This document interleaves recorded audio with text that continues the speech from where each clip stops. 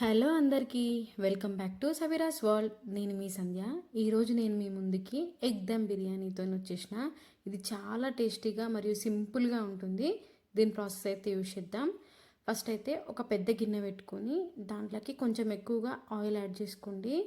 Oil వేడెక్కిన తర్వాత ఉడికించి పెట్టుకున్న గుడ్లని యాడ్ చేసుకోండి. మంటని లో ఫ్లేమ్లో పెట్టుకొని గుడ్లను వేయించుకోండి. మీకు ఎన్ని కావాలంటే అన్ని గుడ్లు వేయించుకోండి. నేనైతే 7 గుడ్లను వేయించుకుంటున్నా. ఈ గుడ్లని కొంచెం లైట్ బ్రౌన్ కలర్ వచ్చిన తర్వాత ఉప్పు, కారము, పసుపు అనేది యాడ్ చేసుకోవాలి. చాలామంది ముందే ఉప్పు, పసుపు అనేది యాడ్ చేసుకుంటారు. అప్పుడు కొంచెం మాడిపోయినట్టుగా ఉండి గుడ్డు టేస్ట్ రాదు. అదే పైనుండి యాడ్ చేస్తే గుడ్లు అనేటివి చూస్తురు కదా ఇట్లా ఫ్లఫీగా వస్తాయి, టేస్ట్ కూడా బాగుంటాయి. ఇలా వేయించుకున్న గుడ్లని పక్కన పెట్టుకొని అదే ఆయిల్లో నేను 4 మీడియం సైజ్ ఉల్లిపాయలని తీసుకున్నా. పెద్ద సైజ్ అయితే 2 సరిపోతాయి. ఉల్లిపాయలని మంచిగా వేయించుకోవాలా. ఉల్లిపాయ అనేది కొంచెం కలర్ మారిన తర్వాత దీంట్లోకి ఒక 4 పచ్చిమిర్చీలని యాడ్ చేసుకోండి. మీ కారంకు తగ్గట్టుగానైతే యాడ్ చేసుకోండి.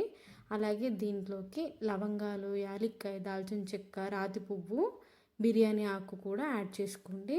రాతి పువ్వు అంటే బండ పువ్వు కూడా అని అంటారు కొన్ని సైడ్లలో. వీటిని యాడ్ చేసుకొని ఆనియన్స్ మంచిగా ఫ్రై అవ్వాలా.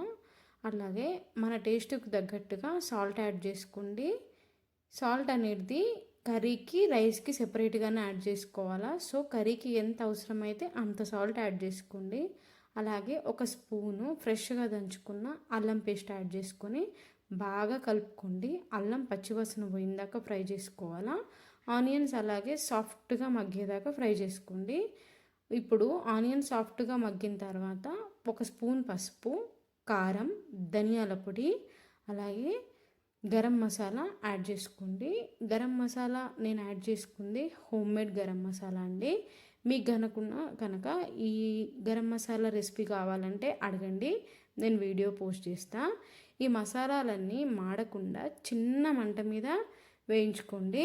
2 టమాటాలని ప్యూరీ చేసుకొని పేస్ట్ చేసుకొని ఆ పేస్ట్ని కూడా యాడ్ చేసుకొని టమాటా పచ్చివాసన పోయిందాకా వేయించుకోవాలా.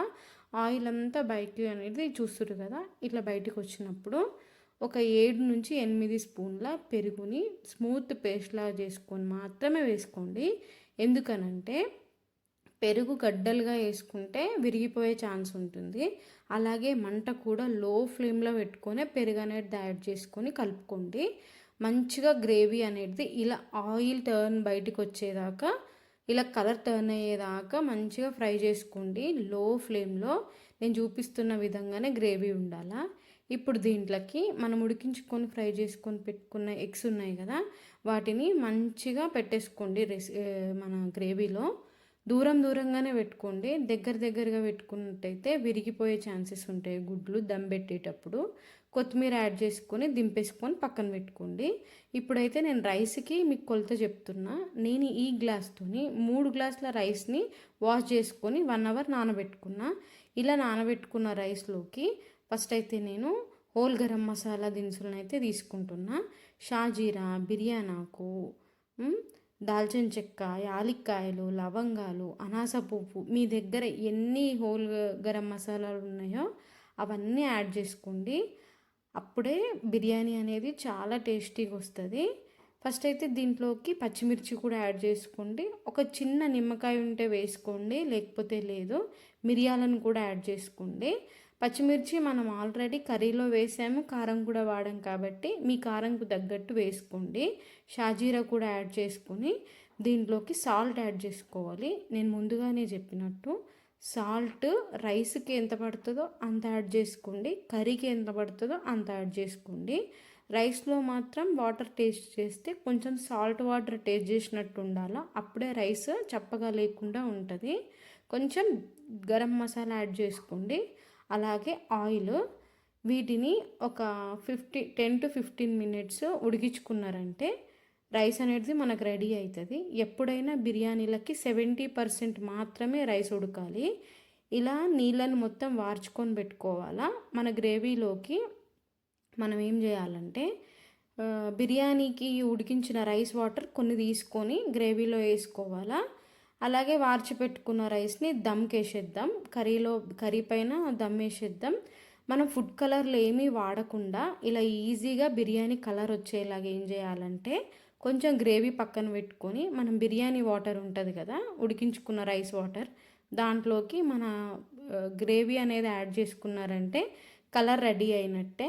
న్యాచురల్గా టేస్టీగా కలర్ఫుల్గా వస్తుంది మన బిర్యానీ. మనం చేసుకున్న ఈ కలర్ని ఈ గ్రేవీని రైస్ పైన స్ప్రెడ్ చేసుకోండి. మంచిగా వేసేసుకొని పైనుంచి గరం మసాలా స్ప్రింకిల్ చేసుకోండి. అప్పుడు బిర్యానీ అనేది చాలా టేస్టీగా ఉంటుంది. ఇప్పుడు దమ్ పెట్టేసుకుందాం. మూత పెట్టుకొని 5 మినిట్స్ హై ఫ్లేమ్ మీద, 15 మినిట్స్ లో ఫ్లేమ్ మీద మన బిర్యానీ అనేది కుక్ అవ్వాలి. మళ్ళీ చెప్తున్నా, 5 మినిట్స్ హై ఫ్లేమ్ మీద, 15 మినిట్స్ లో ఫ్లేమ్ మీద కుక్ చేసుకున్నారంటే perfect egg dum biryani ready అయినట్టే. ఎగ్గే కదా అని సింపుల్గా తీసుకోవద్దు. ఈ బిర్యానీ చికెన్కి మటన్కి ఏ మాత్రం తగ్గది, అంత టేస్టీగా ఉంటుంది. ఎగ్ లవర్స్ ఎవరైనా ఉన్నవాళ్ళు ఖచ్చితంగా ఈ రెసిపీ ట్రై చేయండి. ఎగ్ని మీరు మరింతగా ఇష్టపడతారు, నాది గ్యారంటీ. సో మీకు ఈ రెసిపీ నచ్చినట్టయితే మన ఛానల్ని సబ్స్క్రైబ్ చేసుకోండి, లైక్ చేయండి, షేర్ చేయండి. ఖచ్చితంగా మీ సపోర్ట్ నాకు కావాలి. ఈ వీకెండ్కి మాత్రం ఈ రెసిపీ చేసుకొని ఎంజాయ్ చేస్తారని నేను కోరుకుంటున్నా. మీరే చూస్తున్నారు కదా రైస్ ఎంత పొడి పొడిలాడుతూ ఉందో. సో ఈ రెసిపీ చేసి నాకు కమెంట్లో కమెంట్ చేయండి రెసిపీ ఎలా వచ్చిందని. మీ కమెంట్స్ కోసం వెయిట్ చేస్తుంటా. Thank you for watching. ఉంటానండి. Bye bye.